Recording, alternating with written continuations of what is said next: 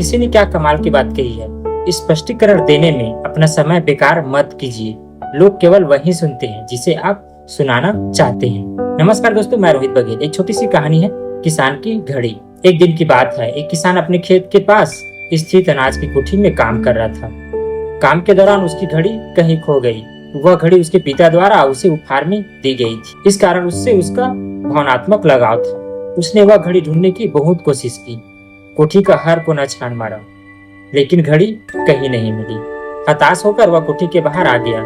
वहां उसने देखा कि कुछ बच्चे खेल रहे हैं। उसने बच्चे को पास बुलाकर उन्हें अपने पिता की घड़ी खोजने का काम सौंपा। घड़ी ढूंढकर निकालने वाले को इनाम देने की घोषणा की और इनाम के लालच में बच्चे तुरंत मान गए। कोठी के अंदर जाकर बच्चे घड़ी को ढूंढने लगे। इधर उधर, यहाँ वहाँ, हर जगह खोजने पर भी घड़ी नहीं मिल पाई।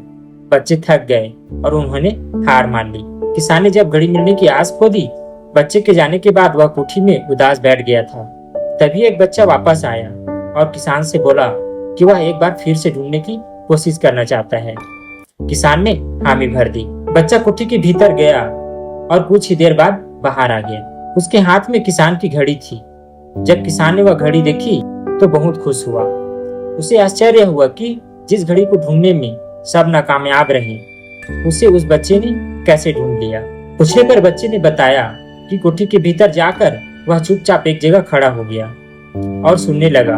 शांति से उस घड़ी के टिक टिक की आवाज सुनाई पड़ी और उस आवाज की दिशा में खोजने पर उसे वह घड़ी मिल गई। किसान ने बच्चे को शाबाशी दी और इनाम देकर विदा कर दिया। दोस्तों, शांति हमारे मन मस्तिष्क को एकाग्र करती है और यह एकाग्र मन स्थित जीवन की दिशा निर्धारित करने में सहायक है। इसलिए दिन भर में कुछ समय हमें अवश्य निकालना चाहिए जब हम शांति से बैठकर मनन कर सके। अन्यथा शोरगुल भरी इस दुनिया में हम उलझ कर रह जाएंगे। हम कभी न खुद को जान पाएंगे और न अपने मन को। बस दुनिया की भीड़ चाल में चलते जाएंगे।